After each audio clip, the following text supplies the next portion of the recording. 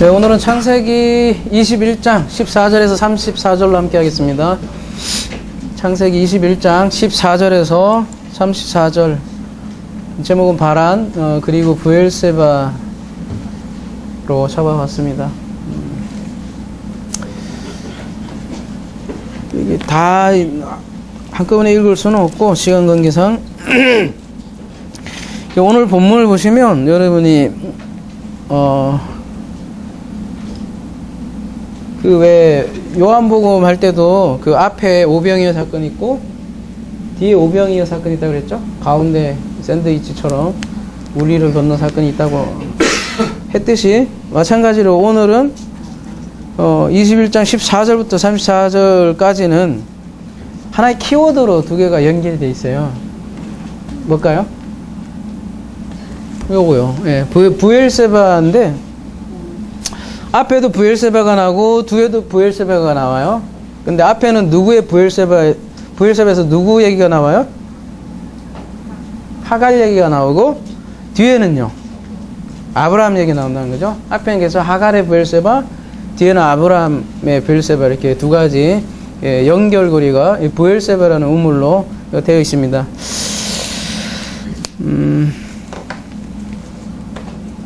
그래서 가장 중요한 단어가 브엘세바일 텐데요. 한번 봅시다. 아브라함이 아침에 일찍 일어나 떡과 물 한 가죽 2대를 취하여 하갈의 어깨에 메어지고 그 자식을 이끌게 하매 하갈이 나가서 브엘세바에서 방황하더니, 이렇게 되는데, 브엘세바라는 뜻이 뭐요?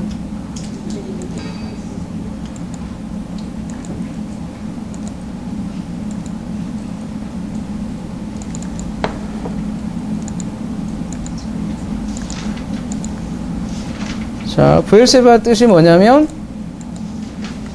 여러분 굉장히 눈에 익는 브엘, 뭐죠? 우물이죠? 우리가 BMW 때 우물에 대해서만 1시간 동안 했었죠. 바로 그 브엘.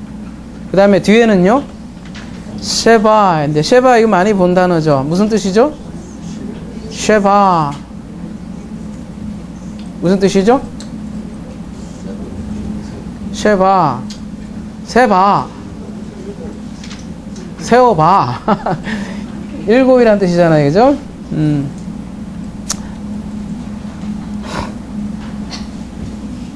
7이란 뜻이에요. 그러면은 브엘세바 하면 그 우물이 7개였다는 뜻일까요? 그렇지는 않겠죠, 그죠? 왕량이 뭐 말이 쉽지 7개라는 우물이 한꺼번에 있을 리가 없죠. 그래서 7개의 우물이라는 뜻이 아니라 7이라는 우물이에요. 근데 이 쉐바라는 게, 여러분 7650번 가보시면 이거 많이 좀 사바라고 되어 있는데요. 사바가 7651에서 유래했다 이렇게 됐는데, 무슨 뜻이에요? 옛날에 뭐 사바 누구지 그 노래? 갑자기 그게 생각나네. 사바 7번 말하다, 7번 맹세하다 이렇게 나오는데, 7번 맹세하는 장면이 어디서 나오죠? 약속, 하나님의 약속이 어디에 담겨 있죠? 7번 반복해서 얘기하는 게 창세기 1장에 7번이나 반복해서 약속을 하죠. 그게 바로 사바예요. 거기에서 나온 명사가 사바트, 안식이라는 뜻이죠, 그죠? 그래서 7 우물이라는 거는 완전한 우물이라는 거고요. 완전한 맹세, 완전한 약속, 그 뜻이 브엘세바라는 거예요. 뭘 약속했어요? 창세기 1장에?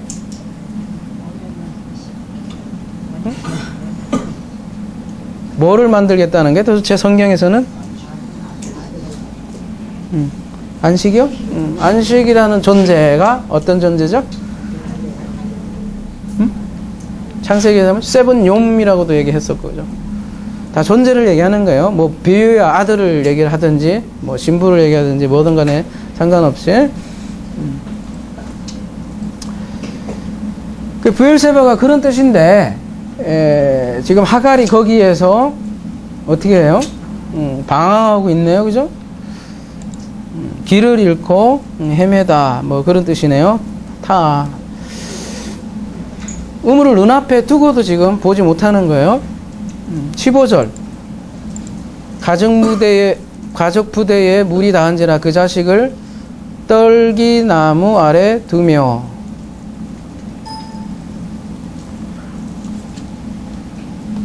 물이 떨어졌죠?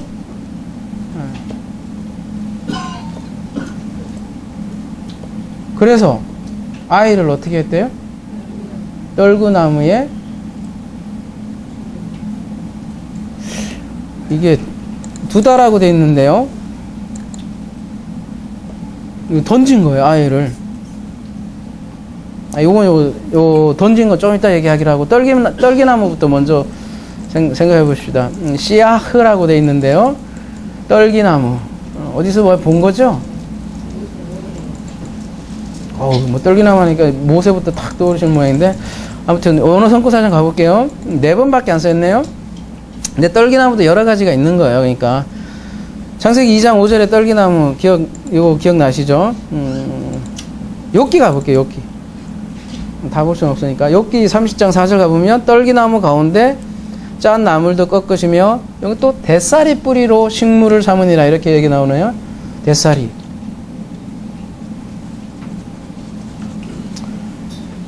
여러분 대사리가 뭘까요? 요거 여러분 읽기가 좀 어려우시니까 옆에 보면 뭐라고 돼 있어요? 레뎀이라고 돼 있는데, 그죠? 레뎀. 이것도 어디서 많이 좀 들어본 것 같지 않아요? 레뎀?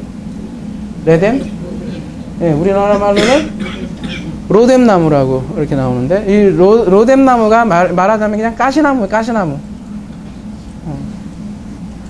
그 밑에 있는 그 다음 7절인가요? 여기도 가보면 또 나무가 나오는데, 떨기나무 가운데 나귀처럼 부러지며 가시나무 아래 모여 있느니라 이렇게 하는데, 가시나무도 보면 여기 뭐라고 되냐면 바늘이 달린, 뭐 가시 달린 쐐기풀 뭐 이렇게 돼 있는데, 아무튼 씨아흐나 로뎀이나 여기 뭐예요? 이거는 뭐 하룰이나 이게 전부 다 가시나무야. 막 찌르는 그런.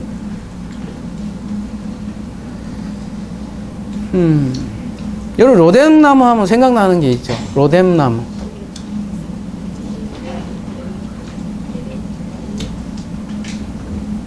로뎀. 뭐 병원 이름도 로뎀도 있는 것 같고, 또 교회의 어떤 뭐 휴식의 공간, 로뎀나무 그렇게 있잖아요. 그렇게 돼 있으니까 로뎀 보면 좋은 나무 같잖아요. 여러분 엘리야 기억하시죠? 엘리야가 어디에 머리 쳐박아갖고 그냥 나중내 사네 그래요? 가볼게요. 4절. 스스로 광야 들어가 하룻길 좀 행하고 로뎀나무 아래에 앉아서 죽기를 구하여 가로되, 여호와여 넉넉하오니 지금 내 생명을 취하옵소서. 나는 내 열조보다 낫지 못하나이다 하고.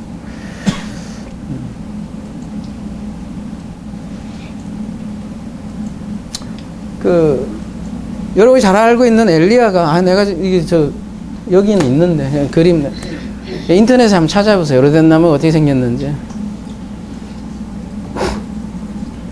이게 광야에 있는 나무인데요. 우리 엘리야가 이런 말 있잖아요. 아래 앉아서 죽기를 구하여 가로되. 그런 설교 많이 들었잖아요. 엘리야가 왜 이렇게 죽기를 구했대요? 우울증으로 많이 얘기하잖아요. 그죠? 성공한 뒤에 우울증 걸린 엘리야. 그래서 죽기를 강구한다. 근데 그거를 그런 식으로 많이 들었잖아요. 그죠? 근데 지금 엘리야가 머리를 이렇게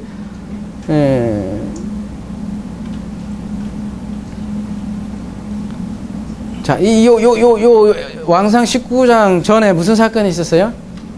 엘리야와 바알 선지자들의 그 갈멜산이라는 그 대결이 있었잖아요. 1대 몇 명이에요? 1대 몇 명이에요? 바알 선지자가 450명, 아세라 선지자가 400명. 이래서 850대 1이라고 하잖아요, 흔히. 그래서 엘리야가 엄청난 승리를 한 것처럼 보이잖아요. 그래서 엄청난 승리 뒤에 오는 뭐 우울증 이런 식으로 많이 얘기를 하잖아요. 근데 잠깐 볼게요, 그러면. 요 19장 바로 전에 무슨 일이 있냐면 아합이 엘리야의 무릇 행한 일과 그가 어떤 모든 선지자를 칼로 죽인 것을 이세벨에게 고했는데요. 이세벨이 뭐래요? 사자를 엘리야에게 보내어 이르되 내가 내일 이맘때에 정령 내 생명으로 저 사람들 중 한 사람의 생명 갖게 하리라. 아니하면 신들이 내게 벌을 내림이 마땅한지라. 이렇게 얘기를 하네요. 내일 이맘때쯤면 내가 너를 반드시 죽여줄게, 이런 얘기거든요. 근데 가만히 생각해 보십시오. 1대 850으로 싸워서 이기신 엘리야가 어떻게 해요? 요 소리를 듣고 도망가죠. 아니 그렇게 성공적인 사역이었으면 이세벨하고도 어떻게 해요? 맞짱 떠야 될 거 아니에요, 그죠? 근데 이세벨이 그냥 죽이지 않고 너 하루 죽게, 내일 내가 너 죽여줄게 했더니 엘리야가 도망간다고요. 하루 시간을 굳이 준다고요. 그러니까 이세벨이 엘리야에게 이제 얘기하는 거는 이런 뜻이죠. 그래, 네가 기적 일으켰어. 그래. 그럼 내가 너를 죽여줄 테니까 그때가 한번 버텨봐라. 그래, 네가 그렇게 능력이 좋아. 한번 네 능력 발휘해봐. 죽여주마. 이렇게 얘기를 한 거잖아요. 그러면 엘리야도 버텼을까요? 그게 아니에요, 그죠? 1대 8도 아니고, 그죠? 1대 850인데. 근데 엘리야는 도망을 간단 말이에요. 그리고 로뎀나무니까 그게 광야에 있는 나무니까 이게 로뎀나무 하니까 여러분 큰 뭐 이렇게 나무 뭐 그럴듯한 나무를 이렇게 생각할지 모르지만 쌀이나무예요. 이렇게 그늘이 없어요. 광야에 있는 것들은 대부분 다 그런데 그늘도 없는데 그 그늘을 피하려면 어떻게 해야 돼요? 이게 들어갈 수도 없다고. 그러니까 머리만 쳐박고 이렇게 간신히 살아있는 그런 거예요. 이게 몸은 아예 들어가지도 않는 그 정도로 이게 로뎀나무가, 이 쌀이나무가 들어가서 쉴 공간도 안 되는 진짜 별 볼 일 없는 그런 나무라는 거죠.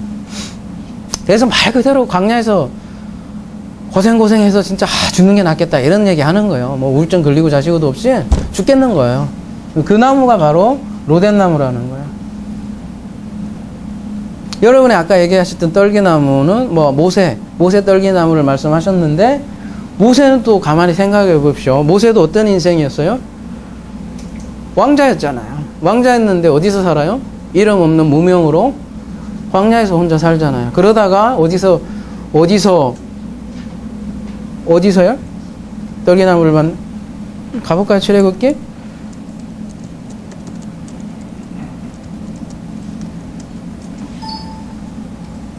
모세가 그 장인 미디안 제사장 이들의 양무리를 치더니 자기 양도 아니에요, 그죠? 장인 양이고 그 무리를 광야 서편으로 인도하여 어디요? 하나님의 산 호렙의 이름에, 그러니까 호렙산에서 이제 그 다음에 유명한 여호와 사자가 떨기나무 불꽃 가운데 그에게 나타나사. 호렙산이에요. 근데 엘리야가 나중에 세미한 음성을 듣잖아요, 그죠? 그곳이 어디예요? 나중에 그게 바로 거기도 호렙산이었어요. 여러분 성경에서 떨기나무는 어떻게 사용돼요?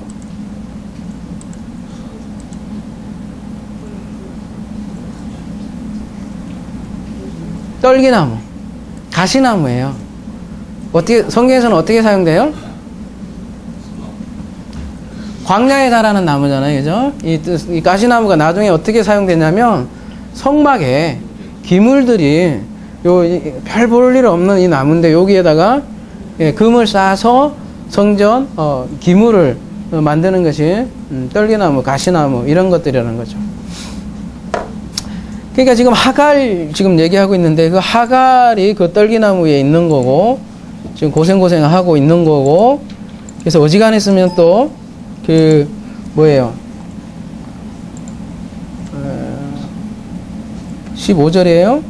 그 자식을 떨기나무 아래에 2명 이렇게 돼 있지만 이거 샤라크라고 해서 던져버리는 거예요. 여러분 생각을 해보시죠. 이스마엘 나이가 지금 몇 살이에요? 10? 3살? 그 이스마엘을 낳았을 때 아브라함 나이가 몇 살이라고 그래요? 창세기 16장에 보면 우리 이미 다뤘잖아요. 86세였잖아요. 그러니까 뭐 한 14살쯤 되겠네요. 말이 14살이지 지금 중학생 제일 무서운 나이잖아요. 중2 이죠? 그 정도 되는 나이 이거 못 던져요. 그러니까 이게 물리적으로 던졌다는 거보다는 버려졌다는 거잖아요. 그러니까 자식을 포기했다는 거예요. 그러니까 아무런 소망이 없던 거예요. 그래서 자포자기 표현으로 이렇게 얘기를 한 거죠. 단념한 거예요. 그러니까 죽은 것으로 생각한 게 아들 그냥 포기해버린 거예요. 거의 죽었다고 생각하는 거예요. 그래서 이 모습이 아브라함도 보면 이삭을 어떻게 해요? 단념하잖아요. 그 모습하고 거의 유사한 장면이라고 할 수 있겠죠. 이 샬라크라는 이게 맥락이 어디에 쓰이는가 좀 몇 군데만 보면 이게 여러분 의미가 조금 다가올 거예요. 이 많은 것 중에 다 볼 수는 없고 에스겔서 가볼게요.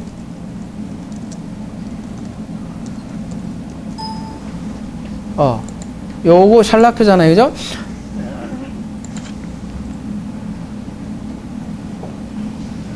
또 그들에게 이르되 너희는 눈을 드는 바 가정한 것을 각기 버리고 애굽의 우상들로 스스로 더럽히지 말라. 나는 여호와 하나님이라 하셨느니라. 이럴 때 버리다라는 걸 쓰는 거거든요. 8절에도 보면 그들이 내게 패역하여 내 말을 즐겨 듣지 아니하고 그 눈을 드는 바 가정한 것을 각기 버리지 아니하며 애굽의 우상들을 떠나지 아니하므로 내가 말하기를 내가 애굽 땅에서 나의 분을 그들 위에 쏟으며 노를 그들에게 이루리라 하였노라. 시편 가볼게요. 55편 22절이요.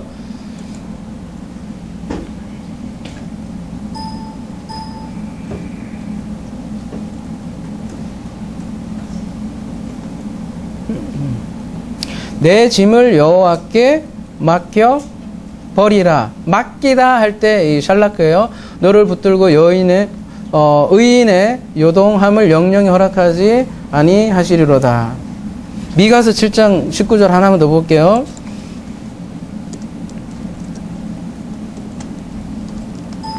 다시 우리를 긍휼히 여기셔서 우리의 죄악을 발로 밟으시고 우리 모든 죄를 어떻게 한대요? 깊은 바다에 던지시리라 할 때 이렇게 샬라크를 쓴다는 거예요. 되게 많은데요. 출애굽기 가볼게요. 유명한 기사. 요걸로 가는 게 더 빨라나?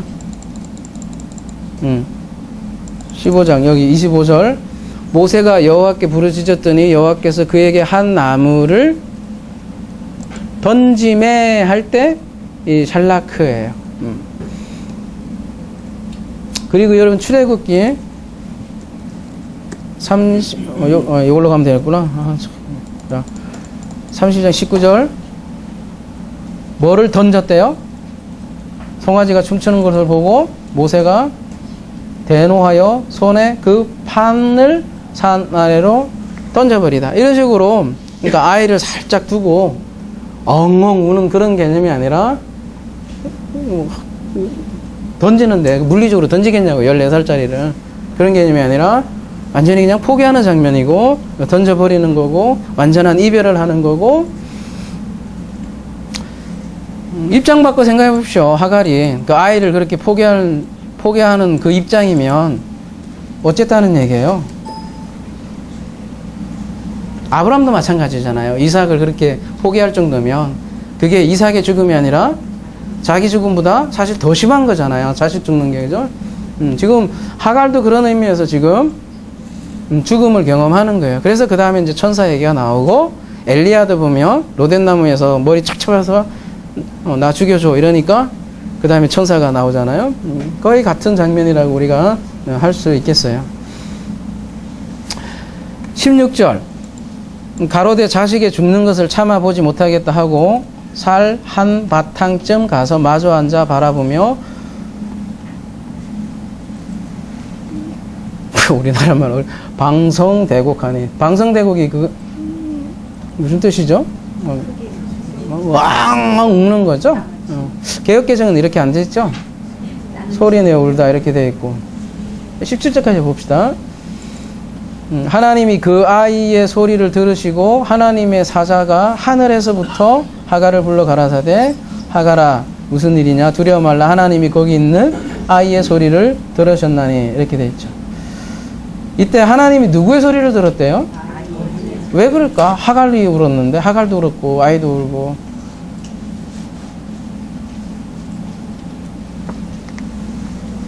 아이는 누구예요?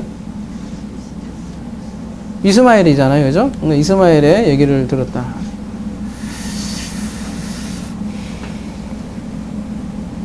이스마엘은 우리가 많이 다뤘지만 신약에 보면 이스마엘을 많이 언급을 하죠. 뭘로 이렇게 등장을 하죠? 율법의 자녀로 많이 등장을 하죠. 어디를 볼까?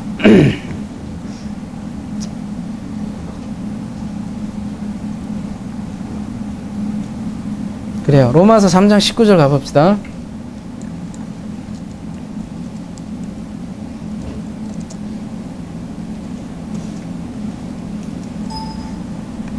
우리가 알거니와 무릇 율법이 말하는 바는 율법 아래에 있는 자들에게 말하는 것이니 이는 모든 입을 막고 온 세상으로 하나님의 심판 아래에 있게 하려 함이라. 20절이요. 그러므로 율법의 행위로는 그의 앞에 의롭다 하심을 얻을 육체가 없나니 율법으로는 죄를 깨달음이라. 네.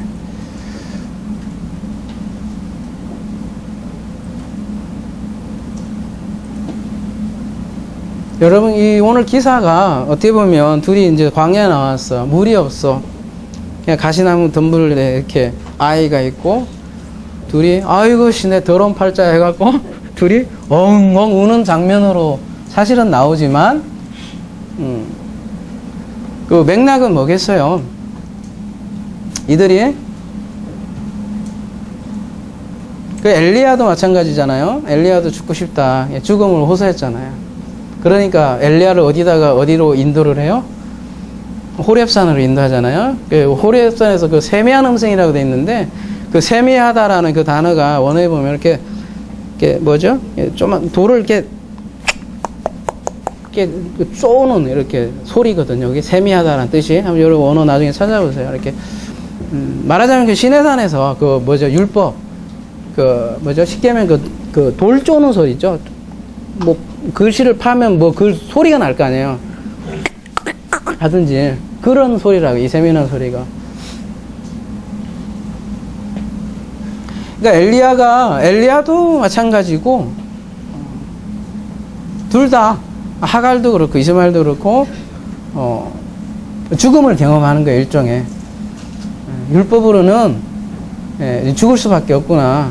심판에 처할 수밖에 없구나. 그 심판 아래 있다는 걸 깨닫는 거죠. 그랬을 때 엘리야도 하나님을 만났고, 그래서 엘리야를 아까 하나님의 산, 호렙이라고 그랬잖아요. 그 하나님의 산 개념이 요한계시록은 뭐 어디라고 그랬죠? 하르, 마겟돈이라고 그랬잖아요. 그죠? 새로운 산, 죽음을 경험하고 만난 새로운 산이 바로 하르 마겟돈이고, 아까 한 나무를 출애굽기 15장 25절에는 던졌다, 샬라크 했다고 했잖아요. 그 나무를 여러분이 잘 알다시피 예수 그리스도의 십자가를 상징한다고 누구나 알고 있잖아요. 그랬더니 뭐를 어떻게 해요? 물이 바뀌잖아요. 지금 하갈은 물이 다 떨어졌다고 하는데 말씀이 없는 거예요. 그래서 자기 자식을 가시나무에 던졌고 둘이 같이 울었는데 아이의 소리를 들었다고 이렇게 나오는 거죠. 출애굽기 15장하고 가만히 생각해 보십시오. 그 나무를 던져요. 왜 물이 변해요? 아브라함과 마찬가지로 아브라함 기사 이제 22장에 나오는데 이 아이도 어떤 면에서는 던져짐을 당한 거죠. 이 아이도. 그래서 그 아이 소리를 들었다. 이렇게 얘기를 하는 거죠. 그리고 18절 한번 더 보면 더 확실해질 것 같은데요. 일어나 아이를 일으켜 내 손으로 붙들라. 던져짐을 당한 아이예요. 그로 큰 민족을 이루게 하시리라. 일어나다, 일으키다. 이게 무슨 뜻일까요? 뭐 이렇게 손잡고 이렇게 일으켰을까요?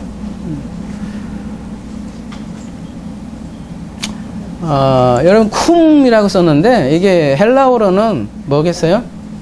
에게이로 그런 뜻이거든요. 그래서 일어나. 그리고 붙들라의 하자크라고 돼 있는데 가볼게요. 뭐라고 돼 있냐면 되게 많긴 한데 딱 달라붙는 거예요. 하자크가 꼭 붙들어 있는 거예요. 딱 달라붙어서 둘이 착 그냥 이렇게 달라붙어 있는 거예요. 일종의 연합 개념이에요. 그 아이와 딱 달라붙어라. 그러니까 일어나 아이를 일으켰어요. 살아났어요. 그 살아난 아이와 딱 달라붙어라. 그 의미죠. 그래서 그가 어떻게 한대요? 큰 민족을 이루게 할 것이다. 그래서 우리가 하갈, 이스마엘 하면 무조건 유기된 자 이렇게 막 나쁜 그런 거 취급할지 모르시겠지만, 이스마엘조차도 하나님께서는 버리시지 않으시고, 이스마엘 같은 우리의 존재를 어떻게 구하겠다는 그 복음이 들어가 있는 거죠. 여기에도요. 그리스도와 연합하란 얘기예요. 그러면 무슨 일이 일어나냐면 19절에 하나님이 하갈의 눈을 밝히심에 샘물을 보고 그제야 눈이 떠지고 샘을 발견해요. 가서 가죽 부대에 물을 채우다가 그 아이에게 마시었더라. 그리고 요한복음에는 38년 된 병자가 고쳐지죠. 그죠? 절대 스스로 못 들어가요. 그죠? 무슨 소리도 못해요. 남들은 막 뛰어가고 어쩌는지 모르는데 자기는 못 들어가. 혼자 안 된다는 거잖아요. 그래서 베세드다라는 그 은혜의 집이라는 뜻이잖아요. 그 예수님이 집어넣어 줘야만 치유된다는 메시지를 주셨잖아요. 마찬가지로 지금 하갈도 눈이 밝혀진 거죠. 그 뭐예요? 죽음을 통해서.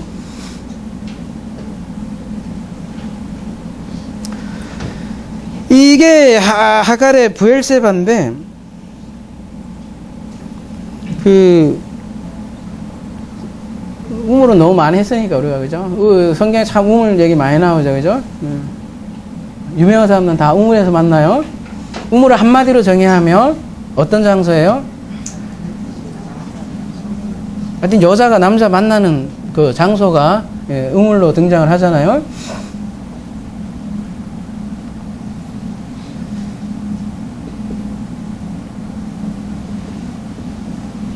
이사야 41장 17절 한번 볼게요.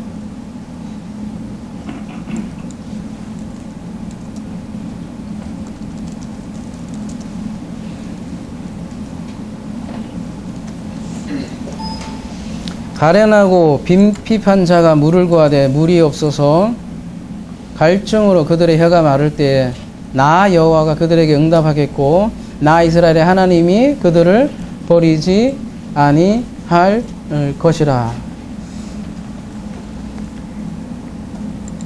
내가 자신의 강을 열며 골짜기 가운데 샘이 나게 하며 광야로 못이 되게 하며 마른 땅으로 샘 근원이 되게 할 것이며.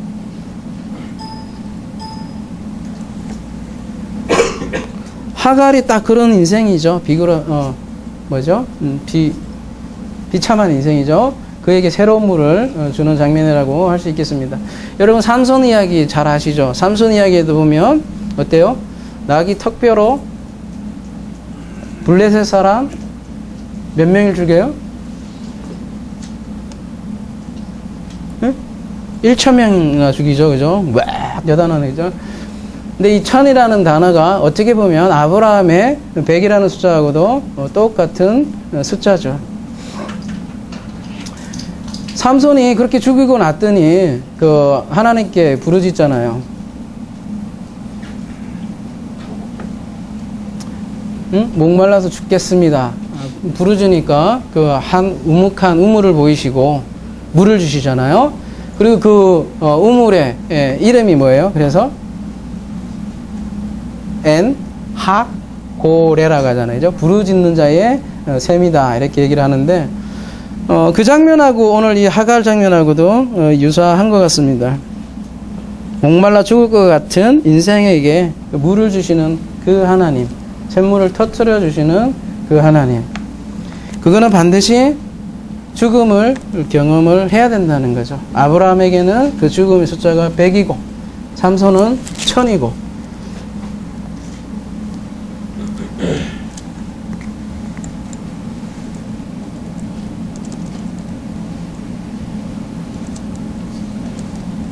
이 말씀은 아주 그냥 단골 손님이야. 어떻게 된 게 예수께서 대답하여 가라사대 이 물을 먹는 자마다 다시 목마려니와 내가 주는 물을 먹는 자는 영원히 목마르지 아니하리니 나의 주는 물은 그 속에서 영생하도록 솟아나는 샘물이 되리라.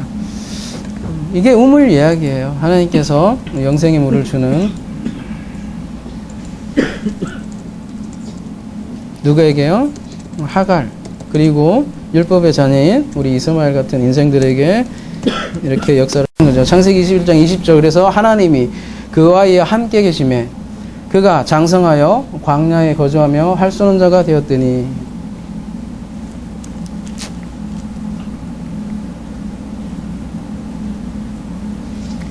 또 왜 할 쏘는 자가 됐어요? 그래? 여기 번역은요, 쏘는 자, 라바를 쏘는 자라고 되어 있고, 퀘셰트는 활로 이렇게 되어 있는데, 여기 번역이 조금 뉘앙스가, 퀘셰트가 활 쏘는 자예요, 보면. 이 퀘셰트, 그러니까, 콰샤트네요, 콰샤트, 그죠? 여러분, 퀘셰트 무지개 언약 했을 때, 창세기 9장이었나요? 노아에게 무지개 언약이라는 거 줬잖아요. 그게 퀘셰트인데, 여기는 화샤트라고 해서 활 쏘는 자예요. 근데 앞에 라바가 되어 있잖아요. 라바는 무슨 뜻이에요? 되게 많은데 뭐 증가하다, 많다, 크다, 뭐 그런 뜻이거든요. 이게 어디에 나오는 단어냐면 제일 처음에 창세기 1장 22절에 가보면 기억나시죠? 하나님이 그들에게 복을 주어 가라사대 생육하고 번성하여 충만할 때 이 번성하다가 라바예요. 그러니까 할 쏘는 자가 되었더라 이렇게 돼 있나요? 몇 절이야? 20절이죠? 할 쏘는 자가 되었다라기보다는 할 쏘는 자로 라바 자라게 되었다 이렇게 봐야 돼요. 그냥 뭐 그게 무슨 차이냐 이렇게 얘기할 수도 있지만 뭐 정확히 하자는 거예요. 그러니까 활 쏘는 자로 자라게 되었다. 활 쏘는 자, 그것도 광야잖아요. 광야에서 활 쏘는 자면 어떤 사람일까요? 여기 하나님이 그 아이와 함께 계시대요. 우리는 뭐 하갈하고 이스마엘 하면 유기된 자 이렇게 생각을 많이 할지 모르겠지만 하나님이 함께 하셨대요. 어디에서요? 광야에서요. 신약에서도 보면 이런 말씀, 거의 유사한 말씀이 나오는데, 예를 들면요, 누가복음 1장 80절, 아이가 자라며 심령이 강하여지며 이스라엘에게 나타나는 날까지, 여기도 빈들에 있느니라 했는데 광야죠. 이거 누구예요? 누가복음 1장 80절이면? 네? 예수님? 응? 세례요한 아닌가요? 네. 예수님은 누가복음 2장에 나오죠. 2장 그 다음에 나오죠. 2장 40절 가보면 이것도 유사하게 표현이 나와봐요. 아이가 자라며 강하여지고 지혜가 충족하며 하나님의 은혜가 그 위에 있더라. 이 자라다 개념이 이 라바라고요.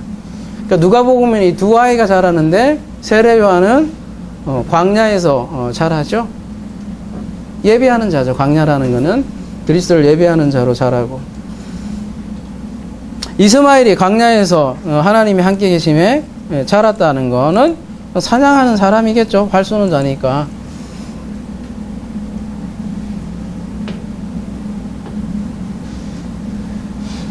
뭘 사냥했을까요? 한번 더 가볼까요? 21절. 그가 바란 광야에 거할 때에 그 어미가 그를 위하여 애굽 땅 여인을 취하여 아내를 삼게 하였. 더라. 언뜻 보면 어때요? 엄마가 애굽 땅에서 아내를 얻어 주었으니까 애굽 여자를 취하는 거는 뭔가 타락했다는 여러분 딱 선입견이 들잖아요. 응? 하간이 그래서 타락했구나 이렇게 쉽게 생각할지 모르겠어요. 그죠?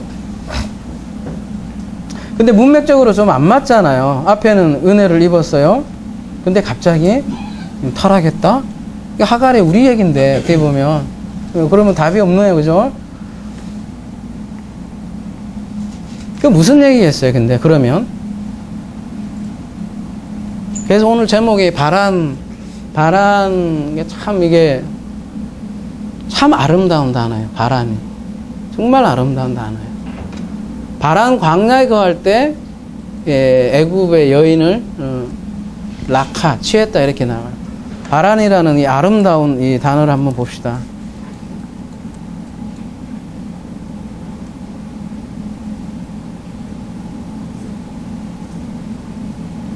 어디 갔어요? 여기 있네요.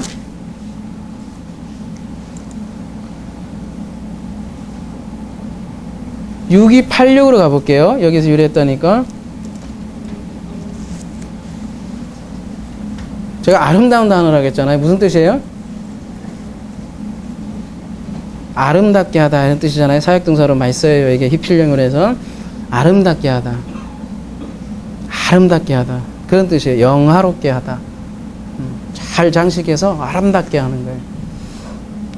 영광스럽게 하고. 몇 군데만 가볼게요. 파르,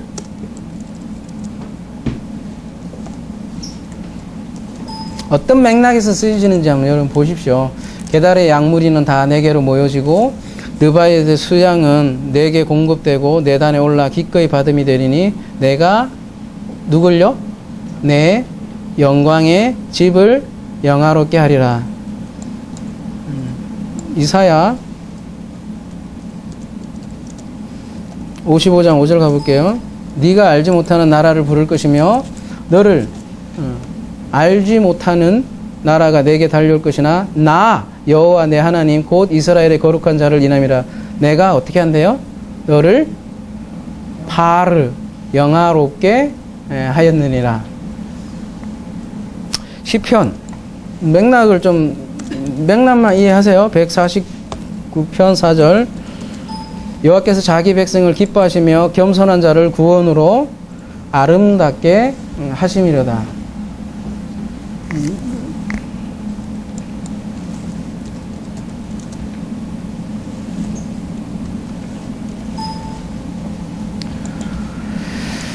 쓰면 뭐예요?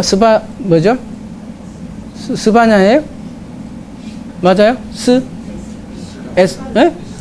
에스라? 그러면 스바냐는 습?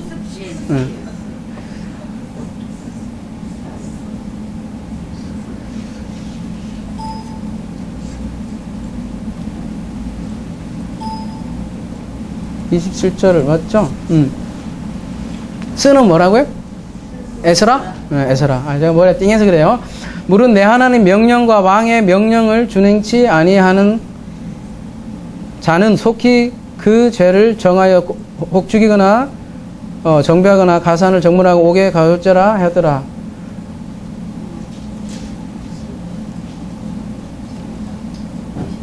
이게 잠깐만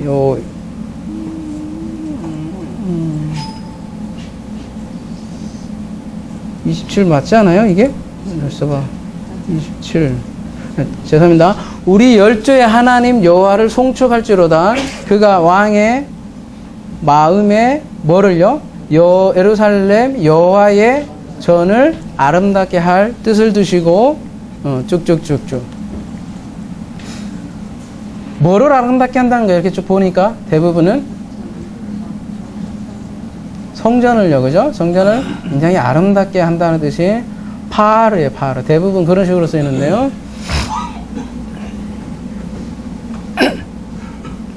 가시나무에 던져졌죠, 그죠? 이스마엘이. 그런 인생을 어떻게 해요? 아름다운 성전으로 만드시는 거죠. 그래서 가시나무가 나중에 금으로 쓰여져서 성전에 기물로 되잖아요. 그런 바란, 그러니까 바란의 땅에서 애굽 땅에서 아내를 취한 거죠. 그러면은 그 애굽이라는 거는 무슨 땅이에요? 속박의 땅이잖아요, 그죠? 속박의 땅에서 아내를 취했다는 얘기는 이게 탈하겠다는 문맥이겠어요? 아니면 어떻게 하자는 거겠어요?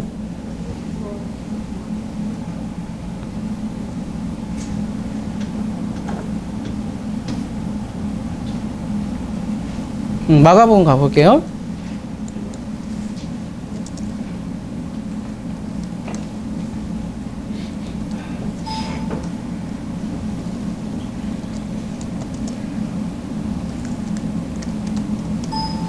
성령이 곧 예수를 광야로 몰아내신지라 광야에서 40일을 계셔서 40일을 계셔서 사단에게 시험을 받으시며 짐승이 등장하죠. 들짐승과 함께 계시니 천사들이 수정 들더라.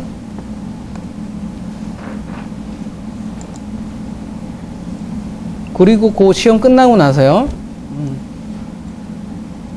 요한이 잡힌 후 예수께서 갈릴리 오셔서 하나님의 복음을 전파하여 15절 가라사대 때가 찼고 하나님 나라가 가까웠으니 회개하고 복음을 믿어라 이렇게 얘기를 하잖아요.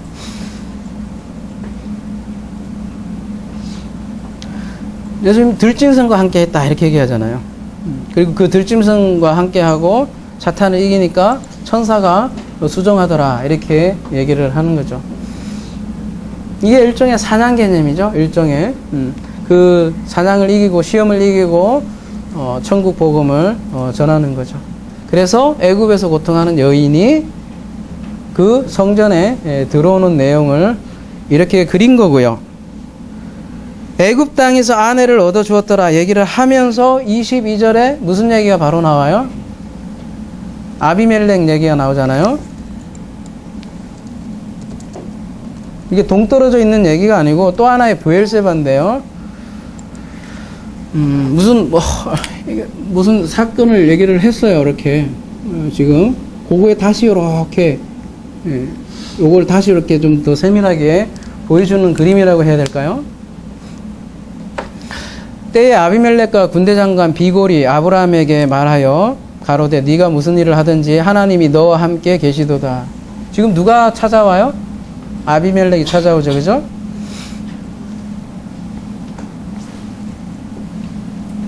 이 22절은 어떤 면에서 하가의 사건과 연결이 되어 있다고요. 그러니까 여기는 애굽 땅에서 아내를 얻었다 이렇게 표현을 하지만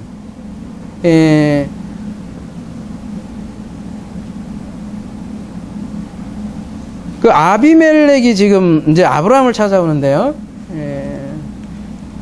아비멜렉은 어떤 인물이에요? 20장에서 우리가 이미 살펴봤는데 그때 뭐예요? 아비멜렉이? 남자인데 아들 낳았다고 이렇게 얘기 나오잖아요. 그죠? 아들 낳은 경험을 하고. 그러니까 창세기 지금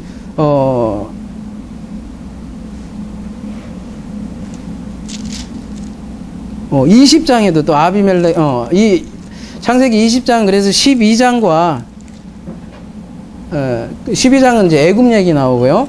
같은 얘기라고 그랬어요. 같은데 그 많이 다른 점은 우리가 이미 살펴보았고요. 아비멜렉도 말하자면 왕이죠. 얘는 왕인데 영적으로 보면 21절에 애굽 땅의 그 여자나 아비멜렉이나 영적인 상태는 똑같다라는 거예요. 이러한 아비멜렉을 퀘셔트라는 게 뭐예요? 활 쏘는 건데 사냥한다는 게 뭐겠어요?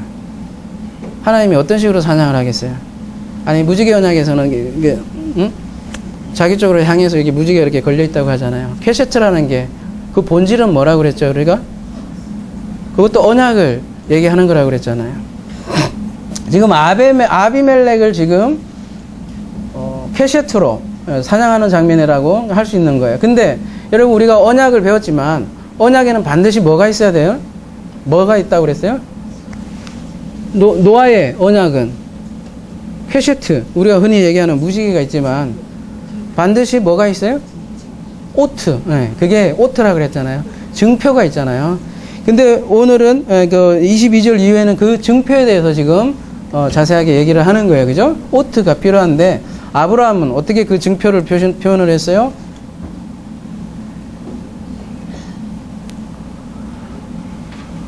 예, 27절 가볼게요. 아브라함이 양과 소를 취하여 아비멜렉에게 주고 두 사람이 서로 언약을 세우니라. 이제 언약 얘기 나오잖아요. 그래서 아브라함이 7 안양 새끼를 따로 놓으니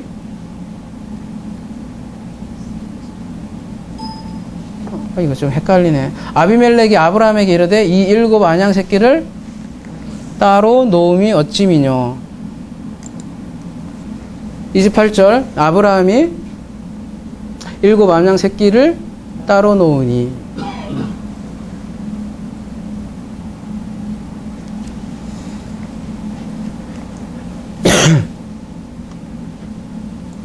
다 보죠. 29절 아비멜렉이 아브라함에게 이르되 이 7 안양 새끼를 따로 놓으면 아까 했나? 나 오늘 머리가. 자 30절 아브라함이 가로되 너는 내 손에서 이 암양 새끼 7을 받아 내가 이 우물 판 증거를 삼으라 하고. 그래서 이게 증거 얘기가 나오잖아요. 그리고 31절까지 마저 할게요. 두 사람이 거기서 서로 맹세할 때 이게 벌써 이거 아까 그 단어하고 똑같잖아요. 그죠? 샤반. 맹세하였으므로 그곳을 부엘세바라 이름하였더라. 이렇게 하죠. 지금 아브라함이 증거를 삼는데 갑자기 암양 새끼 7마리를 따로 떼어놓고 그거를 증거 삼는 장면이 나와요. 그리고 그 우물 이름을 아까 우리가 언급했던 부엘세바 7이라는 그 완전수죠. 그죠? 그 언약을 담아서 조약을 맺는 장면이라는 거죠. 그러니까 이 부엘세바는 아브라함에게 있어서 뭐냐면은 일종의 증표이지만 그 일종의 그 진리를 담아 놓은 진리, 아브라함의 진리 표현이라는 거죠.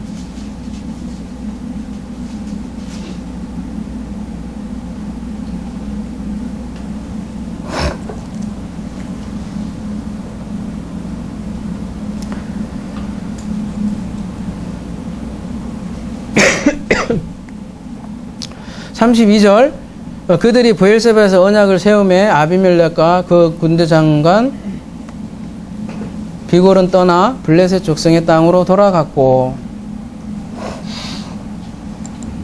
아브라함은 부엘세바에 에셀 나무를 심고 거기서 영생 하시는 하나님 여호와의 이름을 불렀으며. 마지막 할게요. 34 그가 블레셋 족속의 땅에서 여러 날을 지었더라.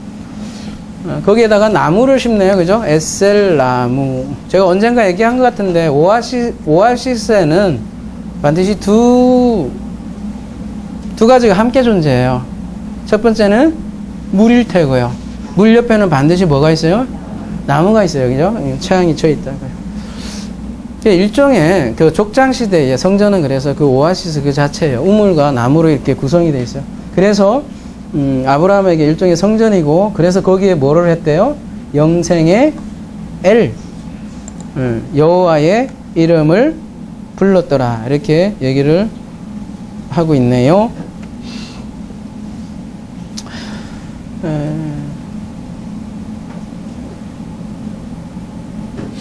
이 불렀다라고 카라잖아요. 카라면 이게 그냥 단순히 이게 뭐 야 누구야 이렇게 부르다는 그런 정도 의미가 아니라, 우리가 기도 때 아마 조금 카라라는 걸 다뤘던 것 같아요. 부르다. 그러니까 예레미야인가 어디에 보면 너희는 부르짖으라. 그러면 네가 알지 못하는 크고 놀라운 일을 내가 너에게 알게 하리라. 이랬을 때 카라거든요. 이게 단순히 이렇게 뭐 이름 그 정도 부르는 내용이 아니라 기도의 내용이 담겨 있는 거죠. 그리고 선포하다. 뭐 그런 뜻도 있어요. 누구에게요? 그러니까 누구에게 기도하는 거예요? 누구에게 선포하는 거예요? 그 여호와의 이름을 카라, 전파하다, 드러내다. 밑에도 그런 뜻이 있네, 그죠? 전파하다, 뭐 이런 뜻도 있고. 누구에게요? 블레셋 사람에게, 블레셋 사람. 여러분, 다윗이 블레셋에 들어갔죠, 그죠? 네.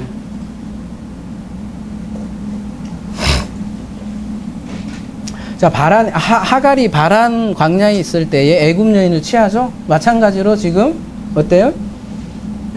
지금 아브라함은, 브엘세바라는, 자기 자체가 그 우물이 된 거죠? 자기 자체 우물이 되면 어떻게 할 수 있어요? 그 물을 나눌 수 있죠. 그게 기도 개념이라고요. 중재하는 개념이고. 그랬을 때 여호와의 이름을 선포하는 거고 나눠줄 수 있다라는 거죠. 블레셋이라는 요 뜻만 봐도 이 어떤 군상들이 이제 블레셋이 6429번에서 유래했다니까 가볼게요. 이 블레셋 사람이 어떤 사람들이냐면 뭐 굴러가는 이렇게 돼 있는데 이게 굴러가는 이 블레셋하고 무슨 상관이야 이렇게 했는데 그냥 굴르는 게 아니라 하나 볼게요. 예레미야. 여러분 이래 보신 적 있나 모르겠어. 한번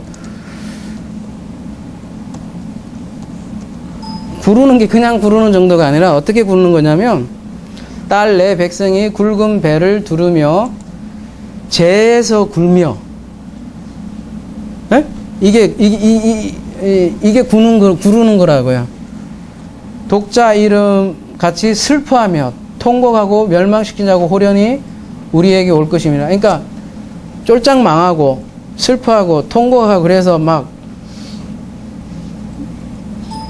떼굴떼굴 구는 그런 게 이게 파라시 블레셋이라고요.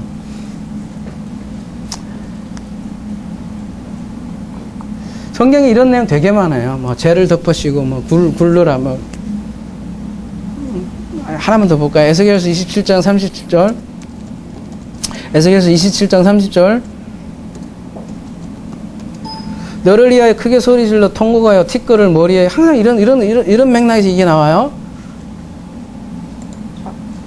통곡하고 그래서 어떻게 한대 나중에는 제 가운데에 굴미어 뭐 굴미어 이렇게 되어 있기 때문에 이게 어떻게 되는지 모르지만 이게 보면 파라시예요. 그러니까 먼지 속에서 돼 있네요. 먼지 속에서 땡글땡글 구르다. 뭐 여러분 그런 적 있나요? 너무너무 억울해. 그래갖고 막 울다가 떼굴떼굴 굴르면서 우는 그런 개념이 파라시라고요. 자, 애굽은 무슨 땅이라고 그랬어요? 미츠라임.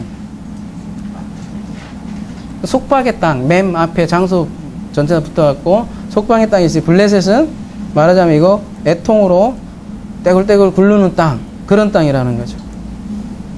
그러니까 하갈이 바란의 강야로 변했을 때, 또 마찬가지로 아브라함이 부엘세메라는 우물이 되었을 때 공통점은 하갈은 애굽 여인을 붙여주고 그 다음에 아브라함은 블레셋 사람에게 그 영원한 이름, 영생의 물을 어떻게 했다는 거예요? 나눠줬다는 거죠. 이사야 58장 11절 함께 나누고 마무리하도록 하겠습니다. 지금 오늘 우물 얘기한 거잖아요.